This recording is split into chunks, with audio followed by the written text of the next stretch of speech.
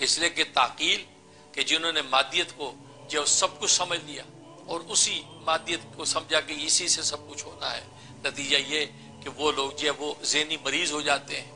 اس لیے کہ بہت سے کام جب مادی امور سے سر انجام نہیں دے پاتے تو ان کی نگاہ اپنے اللہ کی طرف جاتی نہیں ہے۔ وہ یہ سمجھتے ہیں کہ مادی اسباب ہم نے اختیار کر لیے، سبب ظاہر کیوں نہیں ہوا؟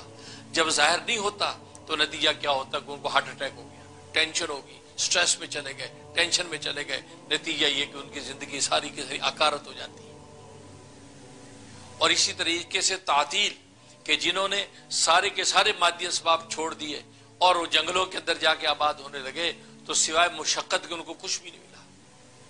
وہ ایک مشقت والی زندگی، مادیت کی جو لطف اور نعمتیں اللہ تبارک و تعالی اتار رکھی تھی ان سے منہ موڑ کر گویا کہ وہ جنگل بیابانوں کے اندر بے مزہ زندگی اور مجاہدوں کی زندگی گزارنے لگے، حالانکہ اللہ تبارک و تعالی کو زندگی کا کوئی نفع نہیں ہے۔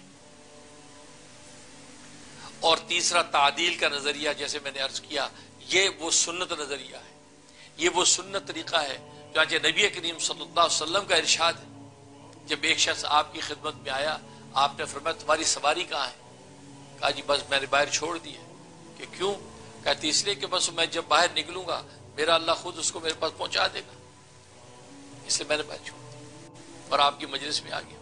فرمایا کہ نہیں، تمہیں اس سواری کو کھونٹے کے ساتھ باندھنا چاہیے تھا، کھونٹے کے ساتھ باندھنے کے بعد اب تمہیں اپنے اللہ پر توکل کرنا چاہیے تھا کہ اللہ اس کی حفاظت کریں گے۔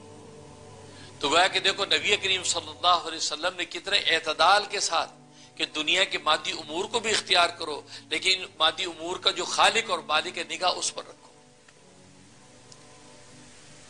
اس لیے تو اہل دل فرماتے ہیں کہ اللہ تبارک و تعالی نے پیٹ یہاں رکھا ہے، دل اس کے اوپر رکھا ہے، نگاہیں اس سے اوپر ہیں، پاؤں نیچے ہیں۔ اس کا مطلب کیا ہے؟ یہ فزیکلی جو صنائی اللہ تبارک و تعالیٰ نے انسان کے وجود میں ظاہر کی، اس میں ایک اشارہ ہے۔ وہ اشارہ یہ ہے کہ اپنے قدم تم دکان کی طرف بڑھاؤ، اپنے قدم تم ملازمت کی طرف بڑھاؤ، اپنے قدم تم اپنے کاشتکاری کی طرف بڑھاؤ، اپنے قدم تم اپنے جاب کی طرف بڑھاؤ اور نگاہ اپنے اللہ پر رکھو اور وہ تمہارے پیٹ کا انتظام کر دے گا، تمہاری رزق کا انتظام کرے گا۔ گویا کہ پیٹ کو سر پہ نہیں رکھا۔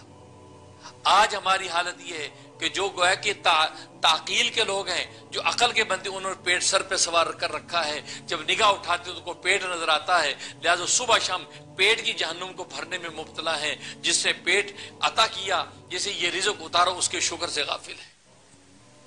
لہذا پیٹ جس جگہ اللہ تبارک و تعالی رکھا، پیٹ کو اسی جگہ رہنے دو۔